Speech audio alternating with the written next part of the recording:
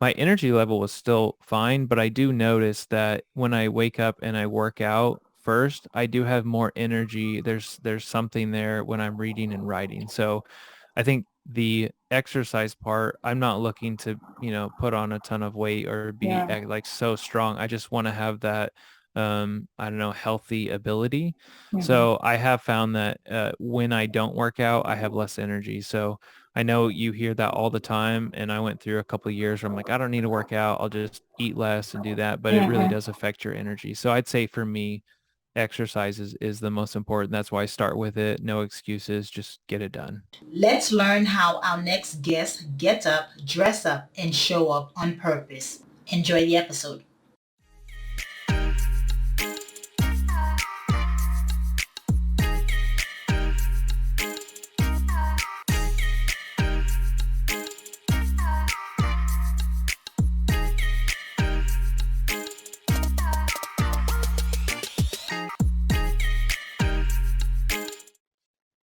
Hello, morning enthusiasts. Welcome to the Best Morning Routine Ever podcast. I am your host, Dr. Lunid, and today I have the pleasure of introducing a very special guest to the show, Justin Skinner. So, Justin, through personal and professional experience, has experienced failure, and he has discovered that it's a good thing. Failure is a good thing, and it can be used to improve the life and benefit those around you. So there is no fear around failure. It's like it's okay. It's falling forward almost. And so we're going to talk about a lot of that today. And, Justin is also the host of the Professional Failure podcast. He's the author of the book Professional Failure. I mean, it's all things failure we're going to talk about, but in a good way, in a way to overcome that, in a way to thrive in that space. So, with no further ado, Justin, welcome to the show. Lenny, thanks for having me. It's a pleasure to be here. It's an honor. Thank you for taking the time to join us today. Now, I know you've been you had tremendous success in college, right? Played baseball, made it to the Hall of Fame out of Missouri, and experienced some failures after that, right? So let's talk about your journey here thus far. Yeah, no, that's a good point. And it's funny when you talk about failure because I know failure can have a negative context, but I think looking back over my life, I did have success in baseball and some other things. But to me, the more I look back and the further I look back, they were built upon all these little failures and Mm. lessons that I learned from. And then those turned into, me doing it right the next time around. So yes, my journey went from playing in college, had a really successful college career. I thought that was going to turn into a professional career. And when that didn't, that hit pretty hard. And it was, in my mind, a pretty big failure. And it was pretty heavy. And one of those moments where you just sit back and you think, okay, well, I thought my life was going this way. Mhm. It's not. Well, am I a failure or do I have the ability to move forward and pivot and take everything I've learned and try and pour into some other way of living. And you did just that. You spin things around, and now you're experiencing tremendous success. And you got involved in real estate for a while. Correct. Yeah, we still invest in real estate, but yeah, that was just another pivot where we had no plans in investing in real estate, and it actually all came or stemmed from me getting fired from a job, which was another failure in and of itself. And we wound up opening our own place, our own design place, and then after a couple of years, we had the opportunity. The owner wanted to sell the building. We bought it and kind of backed our way into real estate, and from there started learning more and more about real estate, and we still invest to this day and love it. Look at that. Yeah, that Yeah. is inspirational. So let's talk about how do you fail forward? Yeah, it's a good question. I don't know that I have all the answers. I'll be completely honest. But for me, failing forward is just really thinking about more of the action and trying versus the results, because it's easy to get caught up in results and results can weigh you down. If you try something and you mess up, and then at the end of the day, maybe you're keeping score or whatever it is, and the score's not on your side, that can be pretty heavy. So for me, what I like to do is if I'm nervous about something or I'm trying something for the first time, I go into it thinking, you know what, I'm probably going to mess up. I've got to give myself some grace in that.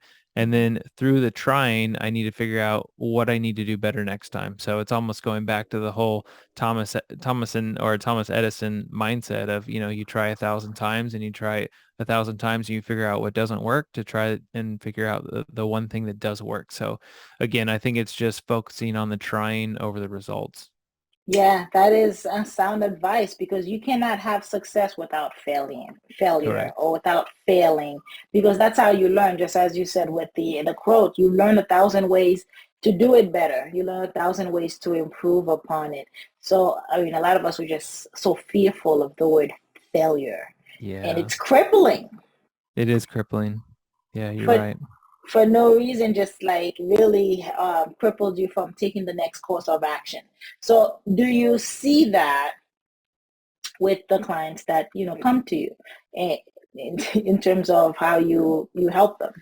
Yeah, yeah, and honestly, I do think the fear of failure is a lot mental, a lot more mental than physical, because there are a lot of times when I talk through it with people or I'm working with people, and they say, well, this is making me nervous, and really it's as simple as saying, hey, you know what, I'd be nervous in that moment too, Mhm. like that's a big situation, but here's what I would do: I would just take a step and see what happens, and then I'd take another step and see what happens. And along the way, you do realize that, okay, not every step you take is going to be perfect. And it's the whole adage of, two steps forward, one step back. You're just slowly making progress. And I think a lot of people get in a hurry and they just want success right away or immediately. And I do think that real rooted success comes slow and steady. And there's obviously so many different ways you can take that. But that's one big thing, is just when we're nervous, we all get nervous no matter what we're doing. Just continue to walk forward, take a step forward, and just take what comes, because none of us are perfect. Yeah, take action is what I'm hearing. Got to be Correct. able to take action, and then B, it's the slow and steady. Take, you don't need to know. It's just like what all the steps are, but if you know the first step, then once you take that, you'll know second step will be revealed to you. Correct. It's almost like driving, right? You can only see 20 feet in front of you, but you have to get to that end of that 20 feet to see the next 20 feet. And so I love that. yeah, right? Yeah, and I love it. It makes me think of headlights too at night. It's like headlights don't show you every bit of where you're driving. It shows you where you need to see, and you need to drive slow enough where you're not dangerous. So I love that analogy. Yeah. Yeah, I totally agree with you. Do you find it's a mindset thing? Because we almost have to, sometimes it's self-imposed, the fear, Yeah. like it's limiting beliefs that we put upon ourselves, or even out the dialogue that is going on, the chatter that's going on mentally. Yeah, for sure. And it still happens. I'm not perfect, and there's still plenty of times where, I think, what's going to happen, who's going to laugh at me. But at the end of the day, I try and really laugh at myself, or at least prepare to laugh at myself, where if I try something new, again, I know I'm going to be really bad at it at first.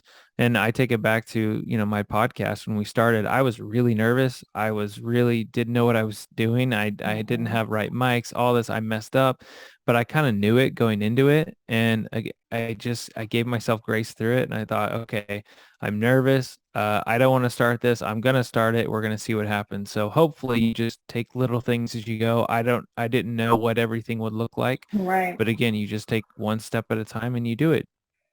Yeah, that bravery, and I think it stems from something, right? Because you don't just wake up and you're brave and you want to take that first step.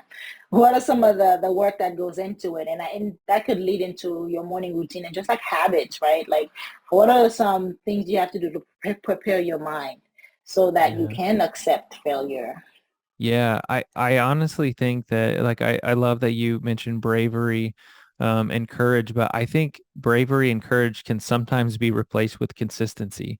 Like if Mm. you're just consistent and you're consistently doing something, sometimes you can become braver or more courageous just by being consistent and getting a feel for things. But for me, in my morning routines, and it's funny because my wife and I just took a sabbatical last month. So we basically took a month off, and I realized that it erased all of my morning habits. So when I wrote the book, I was doing like almost like the miracle morning. I was doing 20 minutes of exercise, 20 minutes of reading, 20 minutes of writing. And so on the way back or through the sabbatical, it was kind of all erased. So Now what I've started is an hour of exercise, an hour of writing, an hour of reading. So I'm trying to do 3 hours in the morning and really Wow. block off that time. But one thing that's really helped is I don't even pick up my phone until 9 a.m. So Yeah. I've got 3 hours because I realized how distracted I get through emails or social media or whatever. So if I just don't give the energy to my phone in the morning, it's amazing how much I've been able to comprehend and journal and write in 3 hours, where before I feel like I was probably wasting a lot of time in the mornings. You came back hard. You know, I from did. half. I did, but I enjoy mornings so that it helps. You doubled your time from an hour and a half to 3 hours, and that's awesome. That's amazing. And I'm with you. We entrepreneurs, we have our own addictive tendencies. The Yeah. phones, our emails. We got to make sure there's no clients on the other end. There's no need on the other end, and so we're trying to go to sleep at night. We're checking last emails. Anything else came through in the last hour, Yep. and same thing in the morning. So I agree with you because I have do not disturb until about 10 a.m. because Yeah. that's where I do my most creative thinking, and I do not want to be bombarded with meetings or things that are just going to kind of steal that energy, as you say. So Yeah. tell us how can some people just kind of detach from that addiction, especially entrepreneurs, right? Do we have a lot of them that's listening? Detach from that need to grab the phone first thing in the morning. Yeah, one thing that helped us was about, and honestly, I didn't think I was that bad at it, and I didn't realize how often I just grabbed my phone for random things. One little thing is my wife and I just started, hey, let's shut off our phone for 2 hours a day. So you just start small, obviously, but then I think you realize how much, or if you're going somewhere, leave your phone at home. Mm-hmm. Just try little things. You don't have to like go cold turkey and say, I'm gonna not look at my phone for 24 straight hours. You don't We have don't to want do you to that. have the shakes. Yeah, you don't need the shakes, but I did realize again, like you talked about energy, how much energy I devoted to thinking about what was on my phone, thinking about text messages coming through, and the more I left it, the more energy I had to pour into other things such as writing or reading or Yeah. even my wife, because I know there were plenty of times where I'd have an opportunity to talk to my wife about a thing that I should have communicated with, and I didn't. I would pick up my phone and then it would just be brushed aside and they would build up and then we'd have an argument 3 weeks later. So Yeah. those are things I'm still trying to work on. I'm still not perfect, but I would say start small. Just start little steps, turn off your phone for a couple hours and see how it goes. And it'll prove your relationship Yeah, absolutely. along the way. That's fantastic. Yeah. Okay. So now you're doing 3 hours of morning routine. What happens when you don't get the hour in for your workout or to do some of the reading? How's your energy level throughout the day? Yeah, I definitely realize. So this morning, I can be completely honest. I skipped my workout this morning. My wife and I played pickleball till like 10:30 p.m. last night. So we got home late. I skipped the workout. I was like, I worked out last night. So I skipped it, but I went straight to reading and writing. My energy level was still fine, but I do notice that when I wake up and I work out first, I do have more energy. There's something there when I'm reading and writing. So I think the exercise part, I'm not looking to, put on a ton of weight or be Yeah. like so strong. I just want to have that, I don't know, healthy ability. Hmm. So I have found that when I don't work out, I have less energy. So I know you hear that all the time. And I went through a couple of years where I'm like, I don't need to work out. I'll just eat less and do that. But it really Hmm. does affect your energy. So I'd say for me, exercise is the most important. That's why I start with it. No excuses. Just get it done. It's interesting, isn't it? How it Yeah. it it, it it drains you out doing the process, but gives you more energy throughout the day, right? Because how Yeah. else are you going to have the stamina to go 8, 9, sometimes 12 hours, especially as entrepreneurs? We go on hard and late into the night. And sometimes, where else are we going to find that stamina to proceed Yeah. if it's not working And out in the it's morning? like your habit too. It leads to obviously healthier choices when you're eating because you're like, well, I don't want to waste an hour and then eat candy all day long. So I think it's a habit that will lead to other good habits. For sure. Yeah. It's a keystone habit. Like you do. Keystone. Yeah. Yeah. That's what I was you trying to think of. I couldn't think of it. Yeah, keystone habit. You do it, and it has domino effect to other areas of your life, to other habits, and even improve relationships. Like even just better to your clients, better to your team members. You show up better, and you look good at it. right? Yeah. Because Yeah, the it's a good workout, side effect. yeah, the workout is one of those things that if you don't take care of it, the day will get away from you and you won't have time to squeeze it in. Correct. it, Yeah, it that's a seems good like point. the hardest thing to squeeze in. So yeah, I just totally share that with you. Okay, Justin, so tell us, where can we find your book? Where can you find your podcast? How do we connect with you? Yeah, thanks for asking. You can find the book on Amazon or Barnes and Noble, and then it's also on Audible. You can find it there. And then you can also go to my website, www.professional-failure.com. You can find all the links to the podcast and the book, and then everything else in between. And then I'm on social media on Instagram and Twitter at Justin C. Skinner. Okay, very nice. Now, before I let you go, I do want to talk about the kiddos. You Yeah. know, when they fail, they're like, darn it, dang Yep. it, I'm not even gonna try again. And Yeah. we as parents, I'm not one yet, I will be in a couple of months. But as parents, we gotta step up and be like, that failure's good. Yeah. You clap, right? You applaud failure. Tell us how you celebrate failure with kids and Yeah. what does it teach them? Yeah, so I'm gonna answer this with a story that actually made me tear up when it first happened. But my little nephew has been training to play football for a while. He's been wanting to play quarterback, and he'll play catch with anyone who will play catch with him. So anyway, he's been wanting to play quarterback on his team for a while, and my wife and I went to see him play. It was a couple months back, and he finally got into play quarterback. So he gets in, and his first series, he goes back and he throws like a really beautiful pass halfway down the field, and the receiver just drops it. And then the second down, third down, fourth down, all incomplete passes. So his first series didn't really go well, if you could call it a failure or whatever you want to call it. But he stuck with it, and he stayed in the game, and he wound up throwing 3 touchdowns, maybe had an interception, and they wound up winning the game. Hmm. And then afterwards, he came up, and his dad was with him, and his dad said, "Hey, Nolan, tell Justin and Kinder what you told me." And so Nolan looked up to us and he said, "Well, I was really nervous to go in the game because I didn't want to mess up, but then I remembered your book and I just went for it." And it was really touching. And luckily I had sunglasses on because I was tearing up. So, but it was really touching because obviously I can't take all the credit because he has great parents and they encourage him in that way too. But I think the lesson was for him, I think it built confidence knowing that he can go out and he can perform and he can throw an interception and it's okay because he's trying and he's going to learn from that. So that's the biggest lesson if we're teaching kids, hey, try. You're not going to be perfect. We don't expect you to be perfect.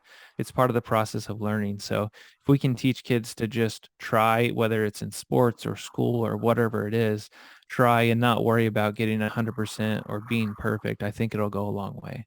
Yeah, you'll create better adults. Absolutely. Better adults will become professional failures. Absolutely. I love it. That sounds so wrong, but yeah, it's necessary, right? Like it's Absolutely. okay. It's okay. Yep. So thank you for sharing that story. Really valuable Yeah. insight.